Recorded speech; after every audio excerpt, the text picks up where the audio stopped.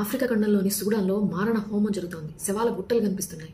ఆ భూభాగం, ఆ ప్రాంతం అంతా కూడా రక్తపు మరకలతో నిండిపోయింది. ఆ శాటిలైట్ విజువల్స్ కూడా చాలా భయానకంగా కనిపిస్తున్నాయి. కనిపించిన వాళ్ళని కనిపించినట్టుగా కాల్ చేస్తున్నారు. ఆడవాళ్ళని మానభంగం చేస్తున్నారు. చాలా మంది క్రిస్టియన్స్ ని టార్గెట్ చేశారని అనుకుంటున్నారు. అసలు సూడాన్లో ఏం జరుగుతోంది, ఎందుకు చంపేస్తున్నారు, తెలుసుకుందాం ఇవాళ. 1989 సంవత్సరం నుంచి 2019 వరకు సూడాన్కి ప్రెసిడెంట్ గా ఉన్నాడు ఒమర్ అల్ బషీర్. నియంత పాలన అనేవాళ్ళు. దాదాపుగా 30 సంవత్సరాలు పాలించాడు. ఆయన పాలనలో 2 ఆర్మ్డ్ ఫోర్సెస్ ఉండేవి. SAF సూడనీస్ ఆర్మ్డ్ ఫోర్సెస్, జాతీయ సైన్యం ఇది. రెండోది rapid support force RSF, Arab తెగలకు సంబంధించిన మిలిటరీ బలగం. ఇది బయట ఉండేది. ఎవరైనా సరే దేశంలో తిరుగుబాటు చేస్తే వాళ్ళని అణిచివేయడానికి, సప్రెస్ చేయడానికి RSF ను ఉపయోగించేవాడు బషీర్. ప్రజల నుండి వ్యతిరేకత ఎక్కువైంది. నియంత పాలన అని చెప్పి బషీర్ ని వ్యతిరేకించారు. ఇక 2019లో బషీర్ పాలనకి ఫుల్ స్టాప్ పడింది. ఆ సమయంలో SAF అలానే RSF ఈ రెండు కూడా తాత్కాలిక ప్రభుత్వాన్ని ఏర్పాటు చేశాయి. కానీ కొన్ని నెలలకే ఇద్దరి మధ్య గొడవలు మొదలయ్యాయి. SAFM జాతీయ సైన్యం అని చెప్పాం కదా, సైన్యంలో కలిసిపోవాలి RSF అని చెప్పి డిమాండ్ చేసింది. కానీ RSF మేము స్వతంత్రంగానే ఉంటాం, మేము కూడా పాలిస్తాం అని చెప్పి వాళ్ళు.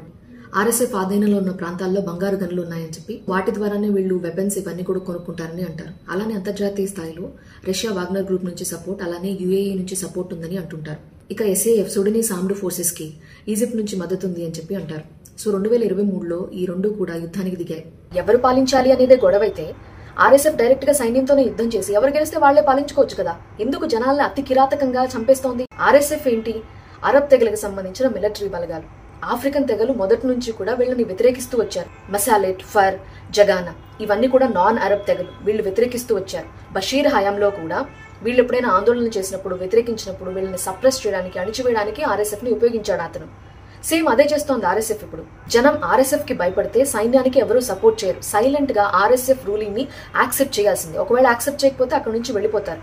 ఇప్పుడు అలానే కదా చాలా మంది వెళ్ళిపోతున్నారు. రెండో కారణం గోల్డ్ మైన్స్ ఉన్న ప్రాంతాలు, అలానే ట్రేడ్ జరిగే రూట్స్, వీటన్నిటిని స్వాధీనం చేసుకోవడం. ప్రధానంగా డార్ఫూర్, సూడాన్ యొక్క రాజధాని ఖార్టూమ్, వెస్టర్న్ సూడాన్, వీటన్నిటిని కంట్రోల్లోకి తెచ్చుకోవడం. అందుకోసమే అక్కడున్న విలేజ్ మీద అటాక్ చేయడం, జనాల్ని చంపేయటం చేస్తోంది.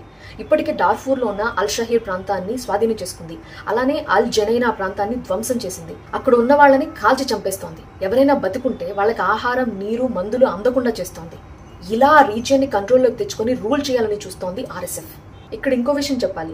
ఈ SAF, RSF రెండు బలగాలు కూడా ముస్లింలకు సంబంధించినవే. ఇదే మత ఘర్షణ కాదు, అధికారం కోసం జరుగుతున్నటువంటి యుద్ధం. క్రిస్టియన్స్ మాత్రమే కాదు, నాన్ అరబ్ తెగలు, మైనారిటీ వర్గాలు వీళ్ళందరూ చనిపోతున్నారు. UN ఎస్టిమేషన్ ప్రకారం ఇప్పటి వరకు 20,000 నుంచి 30,000 మంది చంపబడ్డారు. 9 మిలియన్ మంది డిస్ప్లేస్ అయ్యారు, ఆ ప్రాంతం నుంచి వదిలి వెళ్లిపోయారు. సూడాన్లో జరుగుతున్న ఈ మారణ హోమానికి ఫుల్ స్టాప్ పడేది ఎప్పుడు? ప్రపంచ దేశాలు ఇలానే సైలెంట్ గా చూస్తూ ఉంటాయి.